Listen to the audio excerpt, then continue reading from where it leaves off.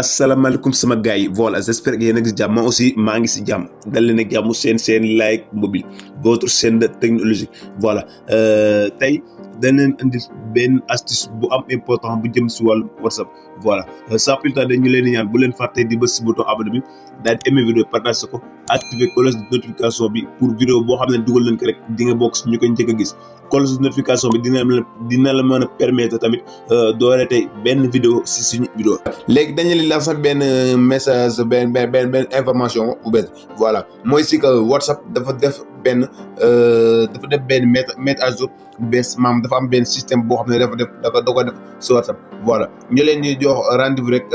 si vidéo bi nga xam ne mooy waaj ñëw incha allah rabi si loolu la jëm mooy WhatsApp ban seen système la changé ak lan la defaat si WhatsApp ak lan la si yokkaat ak yenn condition la rek voilà léegi dañ leen jox rendez-vous si beneen vidéo si beneen astuce voilà astuce bi leen mooy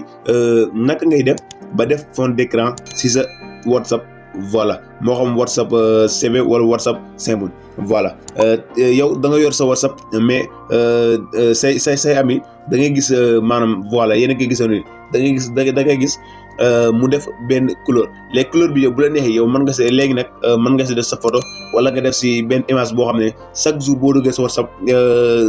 moom nga gis te du yàq dara si sa connect du wàññi dara si sa connect voilà pour nga def nga nag c'est très simple voilà léegi bu dee WhatsApp simple mën na ko bu dee WhatsApp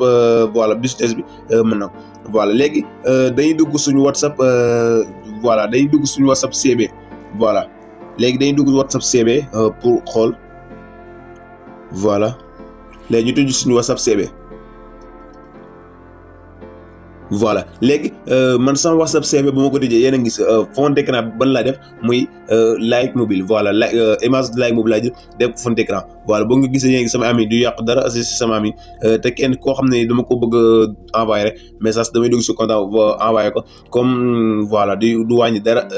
si samay ami WhatsApp voilà léegi nag bu dee yow da nga bëgg a def comme genre fond d'écran bu mel nii ma def léegi dama lay wan tey nag ngay def ba def ko c'est très simple voilà léegi boo duggee sa WhatsApp CB voilà am na 3 points yi nekk à droite voilà léegi boo cliquer 3 points yi nekk à droite boo xoolee première option ma nga lay defal CB Sting voilà léegi boo cliquer page bi mooy tijjeeku léegi nga xool première option deuxième troisième voilà boo wàccee si suuf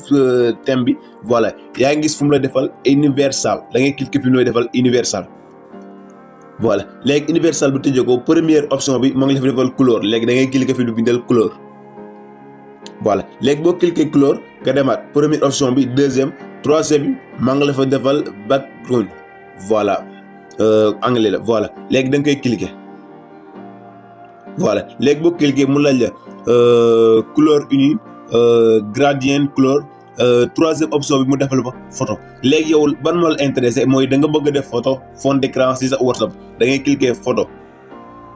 voilà léegi boo cliquer photo mu laaj la toujours un fois léegi nañ def un seule fois voilà léegi ñun suñu photo muy nii léegi dañuy tànn benn photo pour mën leen expliquer voilà léegi ñu dem tànn suñu photo voilà léegi ñu dem tànn photo voilà léegi ñu dem tànn photo voilà léegi ñu jox la exemple rek voilà léegi mën nañu léegi mën nañ jël photo bi voilà léegi nañ jël photo bi mais photo bi leen bëgg a jël def ko fond d'écran voilà léegi buñ duggee photo bi si suuf mag ñuy defal définir comme fond d'écran voilà léegi ñu cliquer voilà nee na la fond d'écran installé maanaam sa fond d'écran installé léegi nañ ñu def demi tour voilà ñu arrière voilà léegi WhatsApp day mel ne kuréel démarré voilà automatiquement léegi gis nañ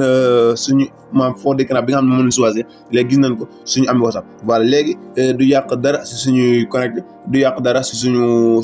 suñu WhatsApp dinañ mën a di continuer di envoyer message comme nañ ko daan envoyer voilà di jàkkaarloog suñu fond d'écran voilà j'espère que astuce bi dina leen neex léegi foofu la ñuy yem ak yéen di leen jox rendez-vous si beneen vidéo ak si beneen astuce ak Like Mobile voilà sama gars yi jaa ngeen jëf